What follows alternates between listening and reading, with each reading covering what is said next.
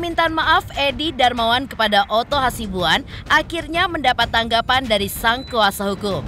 Ya, alih-alih marah, Otto bahkan mengaku tidak mendendam, apalagi sakit hati, karena dirinya tidak punya masalah hukum dengan Edi Darmawan Salihin, tapi hanya membantu mencari keadilan bagi Jessica Wongso. Lantas seperti apa keyakinan Otto Hasibuan atas rencana peninjauan kembali kasus kopi sianida? Benarkah Otto dan 3.000-an pengacara lainnya akan melaporkan banyak pihak untuk mencari bukti baru bagi Jessica untuk mendapatkan keadilan? Tak hanya itu, ribuan pengacara pun akhirnya melaporkan Hakim Binsar Gultom ke Komisi Yudisial karena dinilai telah melanggar kode etik hakim, tindakan tidak jujur dan tindakan tercela. Lantas benarkah tim kuasa hukum Jessica Wongso pun merasa yakin bahwa Jessica tidak bersalah? Di sisi lain, Hotman Paris Hutapea pun ikut angkat bicara perihal kasus kopi sianida yang belakangan ini pun makin heboh. Lantas apa yang kurang di dalam vonis hakim terhadap Jessica Wongso di mata Hotman Paris?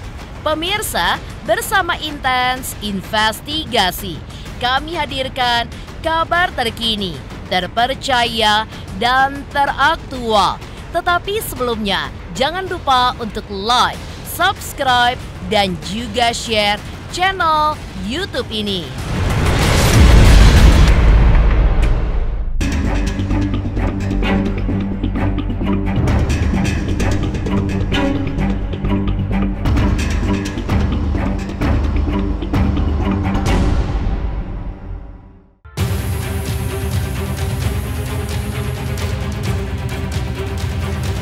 Permintaan maaf Edi Darmawan Salihin atas celotehannya yang dianggap tidak pantas terhadap Otto Hasibuan akhirnya ditanggapi kuasa hukum Jessica Wongso ini. Ya, menurut Otto Hasibuan, Edi tidak perlu meminta maaf kepada dirinya karena sejak awal ia pun tidak pernah mendendam kepada Edi Darmawan. Selain itu, Otto juga mengajak Edi Darmawan untuk duduk bareng menyelesaikan masalah kopi sianida secara tuntas agar bisa ditemukan penyebab sebenarnya dari kematian almarhumah Mirna Salihin. Saya juga nggak ngerti ya, nggak ada angin, nggak ada hujan kok dia minta maaf. Padahal saya sendiri dari awal saya sudah nggak pernah mikirin soal dia gitu kan. Terus terang aja ya, kan di beberapa podcast kan saya ditanya bahwa Edi Salihin itu katanya mengatakan saya memeras keluarganya Mirna, ya kan? Bahkan waktu di sidang dulu juga menyebut saya namanya si Otong dan sebagainya. Tapi sungguh saya sampaikan, saya nggak ada dendam sama dia, enggak. Saya tidak akan marah sama dia. Jadi dari tanpa dia minta maaf pun sebenarnya saya sudah maafkan sendiri. Makanya saya katakan, saya selalu mengatakan di dalam proses saya, kalau dengan menfitnah saya, dia merasa terhibur, bahagia, ya, terhibur dengan kematian putrinya, nggak apa-apa, fitnah aja saya terus. Kalau itu membuat dia bahagia, membuat dia terhibur, karena saya ngerti anaknya mati. Siapa yang tidak merasa sedih kalau anaknya mati? Nah, cuma mungkin dia keliru. Dia anggap saya sebagai lawan. Tidak, Pak Edi, saya bukan lawanmu. Dan saya juga tidak berpikir bahwa Pak Edi itu lawan saya. Enggak, sama sekali tidak. Saya hanya kuasa hukum. Kuasa hukum Jessica yang berjuang untuk Jessica. Jadi saya tidak boleh membawa perkara ini menjadi personal. Coba karena Pak Edi kan sebagai orang awam saya maklum. Ya, saya sebagai profesional, ya itu harus lebih maklum lah dari dia. Jadi itu sebabnya dia kata-katain apapun saya nggak pernah marah, tidak pernah laporin dia. Walaupun kalau dilaporkan secara hukum telak memang itu. Mestinya Pak Edi kan bisa berkomunikasi dengan kita. Mestinya dia tanya saya, Pak Otto, kamu ngomong itu benar nggak? Saya akan buktikan.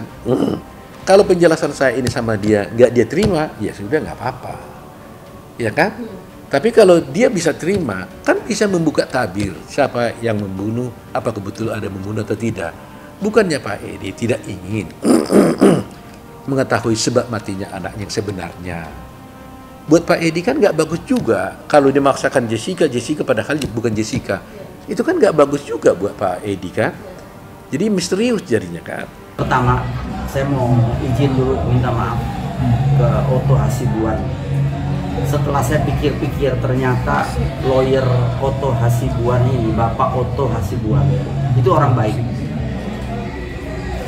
Meskipun saya suka ngomong-ngomong yang kurang baik terhadap beliau, tapi beliau nanggapinya luar biasa. Senior banget. Saya mohon maaf dalam hal ini, Pak Otto, maafin saya. Meskipun saya lebih tua dari Pak Otto lah umurnya.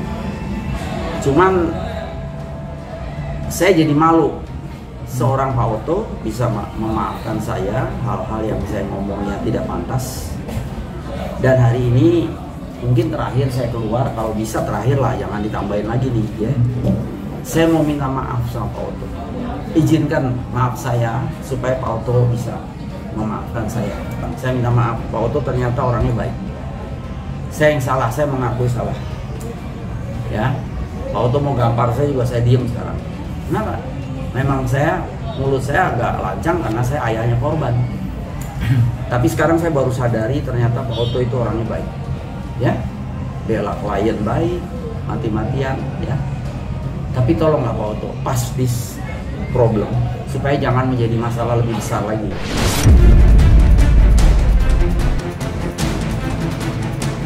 Tak hanya itu, Otto Hasibuan pun sangat yakin dengan langkah yang akan ditempuh Jessica kliennya untuk mengajukan peninjauan kembali atas kasus kopi sianida. Karena hal tersebut merupakan hak dari Jessica Wongso untuk mendapatkan keadilan. Lantas benarkah ayah almarhumah Mirna pun justru melihatnya seperti hendak menodai hukum di Indonesia? Minta maaf tapi janganlah untuk PK. Ya. Loh, kalau PK itu kan haknya Jessica kan, ya haknya Jessica untuk mengajukan PK. Nggak ada seorang pun yang melarang itu, ya kan? Jadi makanya saya bilang tadi, kita tidak boleh berpikir terlalu formal. Pemikiran kita kan harus hukum progresif kan, progresif. Tidak, makanya saya minta juga Mahkamah Agung harus progresif berpikirnya, kepolisian, kejaksaan progresif berpikirnya. Meskipun secara prosedural ini sudah PK, udah selesai, nggak boleh prosedural, ya udah sampai di situ aja.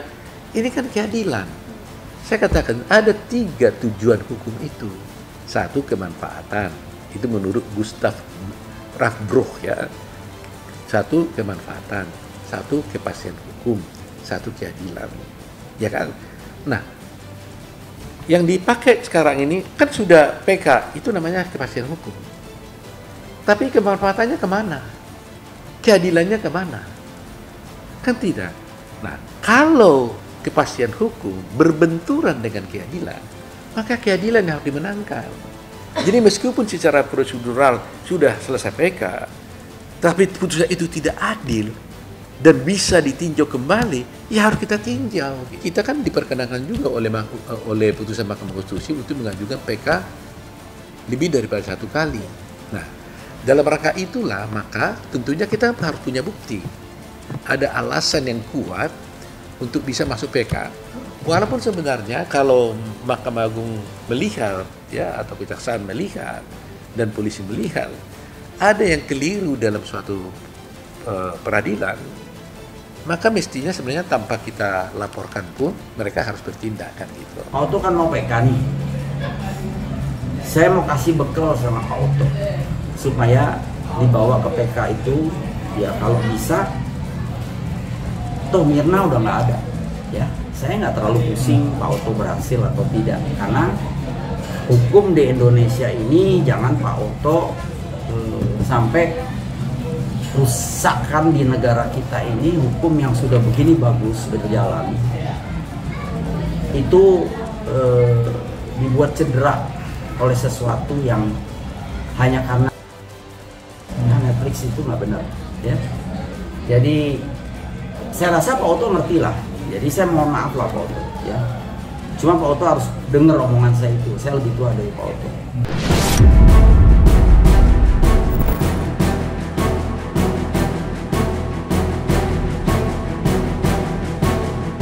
Sebagai bentuk keseriusannya berjuang untuk membuktikan Jessica Wongso tidak bersalah dalam kasus kematian Wayan Mirna Salihin, Otto Hasibuan pun akan melaporkan banyak pihak. Tujuannya agar pihak Jessica mendapatkan bukti baru terkait rencananya yang akan mengajukan peninjauan kembali atas kasus kopi sianida. Nah, untuk mendapat keadilan ini, kelihatannya dia terpaksa melaporkan orang-orang tertentu. Dengan tujuan apa? Bukan dendam juga Jessica-nya. Saya tanya, Jessica dendam nggak? Enggak. Tapi dia pengen dengan melaporkan orang tertentu mendapatkan bukti gitu loh, agar dia bisa bebas. Nah, kan kita tidak boleh main kayu dong, kan? Semua kan harus dalam on the track. Kalau ada proses hukum, ya kita ada kesalahan dilaporkan kepada pejabat yang berwenang. Nah, oleh karena itulah saya berharap institusi-institusi baik kejaksaan, baik Polri, Mahkamah Agung jangan merasa harus menutup pintu. Ini nama baik institusi, jangan. Ini oknum kok. Yang mau kita laporkan ini oknum. Jangan sampai gara-gara satu orang yang katanya kan nilai gara-gara nilai setitik rusak susu sebelanga, ya kan?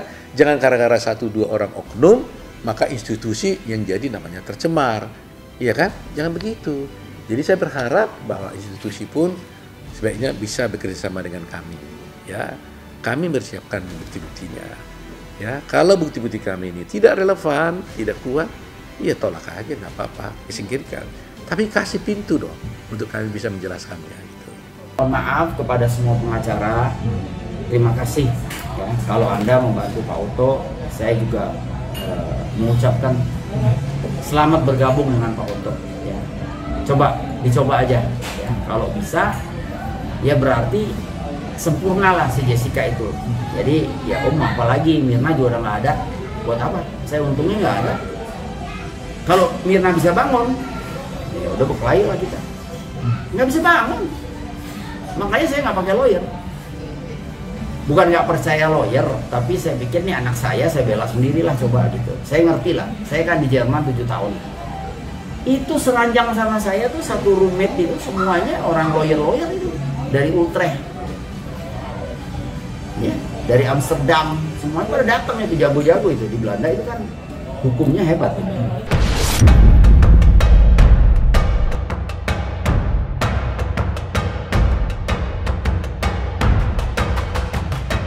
Seakan berlomba dengan tingginya tekad Otto Hasibuan untuk membuka kembali kasus kopi sianida. Tiba-tiba menyeruak sebuah kabar. Jika salah satu saksi ahli kasus ini, yaitu Profesor Dr. Edward Omar Syarif Yaria SHMHum, yang kini menjabat sebagai Wakil Menteri Hukum dan juga HAM, telah ditetapkan sebagai tersangka oleh KPK. Ya, Prof. Edi menjadi tersangka karena diduga telah menerima gratifikasi senilai 7 miliar rupiah dari kasus berbeda. Lantas, seperti apa reaksi Otto Hasibuan ketika menanggapi status tersangka Prof. Edi tersebut? Dan apa tanggapan Otto Hasibuan atas tudingan netizen kepada Prof. Edi yang dinilai terkena karma? Waduh, saya nggak berani bicara karma ya. Edi itu sebenarnya sahabat saya, teman baik lah sebenarnya. Walaupun saya agak waktu itu sedih juga kenapa ya dia sebagai seorang ahli, tapi di podcast dia tidak bertindak sebagai seorang ahli pidana lagi. Dia sudah seakan-akan mewakili sebagai jaksa gitu loh. Bahkan bayangkan aja pledoi kita pun di duplik pun dia persoalkan, dia komentari, CCTV pun dikomentari, otopsi pun dikomentari, dan kebetulan salah pula gitu loh, salah pula. Bayangkanlah dia bisa mengatakan 3 hari sebelumnya Jessica katanya sudah datang memotret keadaan untuk merencanakan pembunuhan. Ini kan luar biasa kejinya sebenarnya fitnahnya dia ini, ya. Dan masih banyak lagi sebenarnya. Tapi ya udah, tadi teman-teman berpikir mau diapain nggak ini? Rupanya udah jadi tersangka, ya sudahlah. Kalau saya punya prinsip, kalau ada teman yang bermasalah, kalau saya tidak bisa bantu, ya paling tidak saya nggak pukulin lah, jangan ikut-ikutan saya mukulinnya gitu loh. Jadi ya biarlah itu jadi urusan dia sendiri gitu loh ya.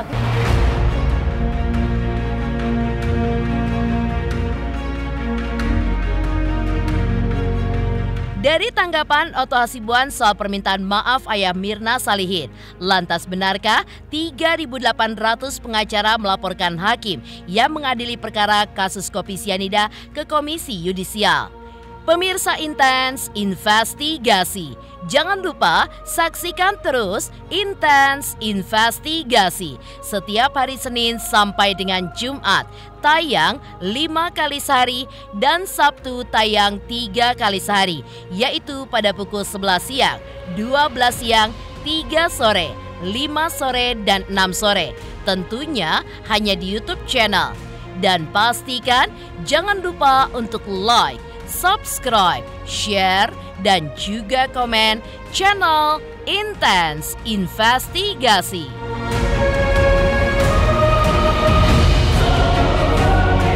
Hai guys, aku Delisha Resta. Jangan lupa kalian saksikan Intens Investigasi setiap hari sehari 5 kali. Jangan lupa like, comment, subscribe.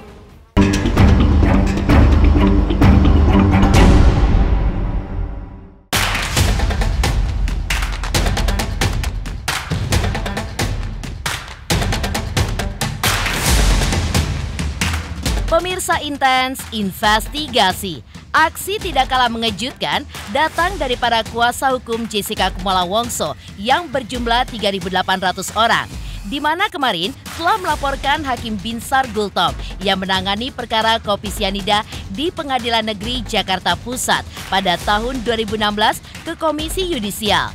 Hakim Binsar Gultom dilaporkan karena dinilai telah melanggar kode etik hakim, tindakan tidak jujur, dan juga tindakan tercela. Pada pagi hari ini kami dari tim aliansi advokat pembela Jessica Wongso yang terdiri dari kurang lebih ada 3.800 advokat lintas organisasi yang tersebar di seluruh Indonesia. Kami datang melaporkan perilaku hakim dari seorang hakim, oknum hakim anggota yang mengadili kasus Jessica Wongso, yaitu pada perkara nomor 777 garing PIT B garing 2016 garing PR Jakarta Pusat pada tingkat pengadilan pertama. Yang perlu kami sampaikan bahwa hal-hal yang kami laporkan adalah perilaku tidak etis dari seorang oknum hakim yang berinisial BG yang telah melakukan tindakan di luar etika sebagai hakim. Pada prinsipnya yang dilakukan adalah yang bersangkutan telah memberikan suatu keterangan atau suatu semacam conference atau semacam suatu penjelasan di luar sidang pengadilan terhadap perkara yang ditangani dan yang telah diputus, yaitu perkara nomor 777 PIT B 2016 PN Jakarta Pusat tentang masalah kasus kopi sianida yang didakwakan kepada Jessica Kumala Wongso. 3 masalah ini dari pasal 7 ayat 3 Peraturan Bersama Mahkamah Agung dan Komisi Yudisial nomor 2 garing PB garing MA garing 9 Rum garing 2012 adalah menjadi alasan kuat dari laporan kami terhadap oknum hakim Pengadilan Jakarta Pusat waktu itu yang berinisial BG. Perlu kami sampaikan bahwa perkara itu tahun 2016. Namun yang bersangkutan memberikan satu keterangan atau suatu penjelasan atau suatu semacam komentar itu pada satu acara dalam talk show yang diadakan Rossi di Kompas ya, Kompas TV itu pada bulan Oktober 2022 yang lalu. Dan akhirnya itu ramai diupload di YouTube pada tahun 2023 ini. Sebagaimana kita ketahui, yang bersangkutan sekarang ini menjadi hakim tinggi di Pengadilan Tinggi Jakarta Pusat. Jadi kami minta untuk segera diproses oknum hakim ini sehingga dia tidak lagi melakukan hal-hal yang di luar batas kewenangannya atau di luar etika seorang hakim. Kami sudah melampirkan di flash disk video-video termasuk hasil persidangan itu bagaimana Hakim BG ini juga seolah-olah mengarahkan saksi untuk menyampaikan seperti apa isi hatinya. Nah, ini kami melihat. Jadi itu kami sangat berharap dari Komisi Yudisial dapat memperhatikan semua apa juga yang kami lampirkan dalam video tersebut supaya dipelajarin sejauh mana pelanggaran. Bagi kami ini pelanggaran, sebenarnya waktu sidang pun ini kita sudah sampaikan. Tapi sekarang ini setelah ada film dokumenter, ini semakin mencuat. Jadi pada kesempatan ini benar-benar kami dengan serius dan memohon agar Hakim BG ini diproses dengan secepatnya. Itulah inti daripada laporan kami pada saat ini.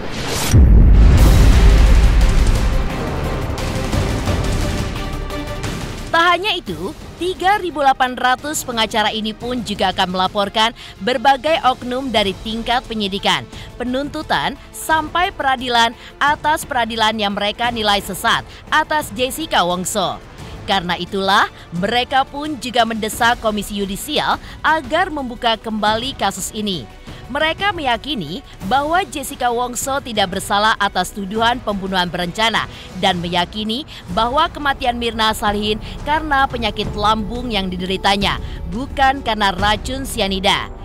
Kekeliruan hakim saat itu menurut mereka adalah tidak meminta riwayat penyakit Mirna Salihin sebelum menjatuhkan vonis, tapi malah meminta riwayat penyakit Jessica Wongso.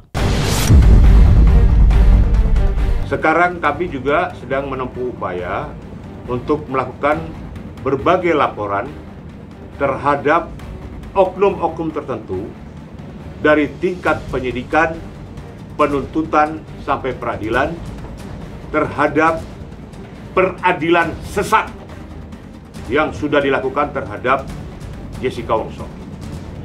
Catat, peradilan sesat. Kami akan meminta untuk dibuka kembali kasus ini sehingga kasus ini dapat terang benderang. Saya punya satu keyakinan bahwa Jessica Wongso tidak melakukan pembunuhan berencana sesuai dengan dakwaan 340, pasal 340 KUHP. Dan saya punya keyakinan juga bahwa almarhumah Mirna Salihin tidak mati oleh karena diracun sianida oleh Jessica Wongso. Saya punya satu keyakinan, betul-betul yakin, berdasarkan jurnal-jurnal internasional dan nasional yang saya baca, bahwa kematian Mirna Salihin itu akibat asam lambung tinggi yang diderita oleh Mirna.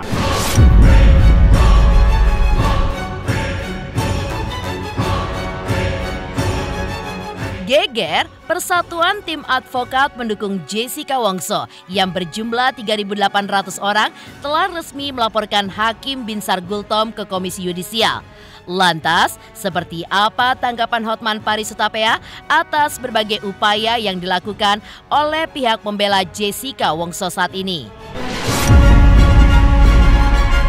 Pemirsa Intens Investigasi, jangan lupa saksikan terus Intens Investigasi setiap hari Senin sampai dengan Jumat tayang 5 kali sehari dan Sabtu tayang 3 kali sehari, yaitu pada pukul 11 siang, 12 siang, 3 sore, 5 sore, dan 6 sore. Tentunya hanya di YouTube channel. Dan pastikan jangan lupa untuk like, subscribe, share, dan juga komen channel Intens Investigasi.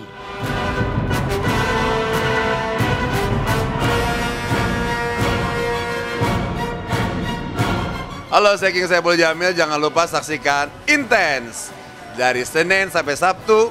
Satu hari ada 5 kali tayang loh. Jangan lupa di-subscribe ya. Hanya Intens Investigasi.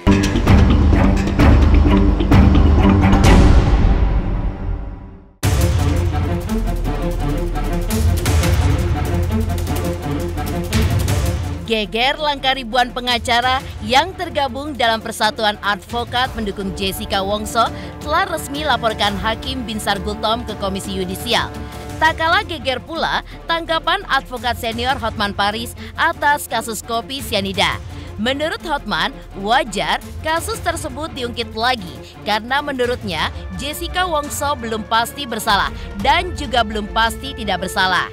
Argumen Hotman tersebut didasarkan pada alat bukti yang dirujuk majelis hakim untuk memvonis Jessica terbukti bersalah dengan hukuman 20 tahun penjara hanya didasarkan pada pendapat psikolog atau saksi ahli. Menurut Hotman, kacaunya hukum di Indonesia karena belum jelas yang dimaksud dengan 2 alat bukti. Menurutnya, 2 alat bukti itu pun harus mengacu pada alat bukti langsung atau direct evidence. Masalah Mirna itu karena penerapan 2 alat bukti sampai sekarang di Indonesia ini masih kacau balau. Ya, bahwa 2 alat bukti itu harusnya yang direct evidence. Ya, harusnya yang direct evidence, nggak boleh asal-asal bukti. Masa hanya pendapat psikolog bisa menentukan seseorang bersalah, itu nggak boleh. Ya wajar nggak diungkit karena memang itu kasus itu saya nggak mengatakan Mirna itu tidak bersalah, tapi belum pasti dia bersalah atau tidak. Di mata hukum kalau belum pasti bersalah nggak boleh dihukum. Jadi saya nggak mengatakan bahwa Jessica itu tidak bersalah, tapi memang 2 alat buktinya belum ada. Masa pendapat psikolog bisa menghukum seseorang? Saya udah bilang berkali-kali, Jessica itu harus menentukan pilihan, mau dipenjara 20 tahun atau mengajukan gerasi. Kalau mengajukan gerasi harus ngaku bersalah. Sebelum mengajukan gerasi, pastikan dulu lobby ke istana. Kalau sudah hampir pasti dikasih gerasi, ya nggak apa-apa lah daripada 14 tahun lagi di penjara, mending ngaku salah tapi bebas, gitu loh.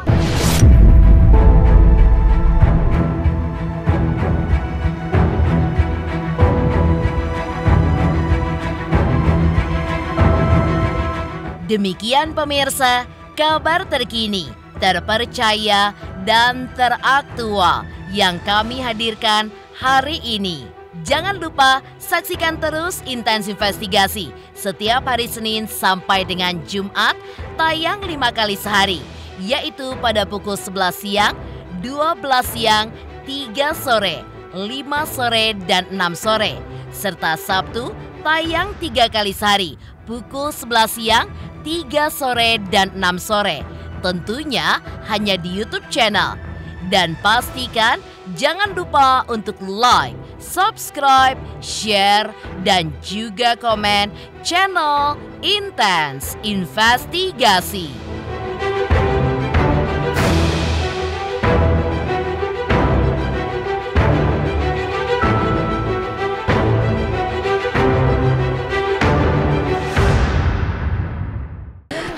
Saya Rea Utami, jangan lupa saksikan Intens 5 kali sehari. Wow, udah kayak lebih dari minum obat. Langsung ya di channel YouTube Intens. Jangan lupa like, komen, dan subscribe.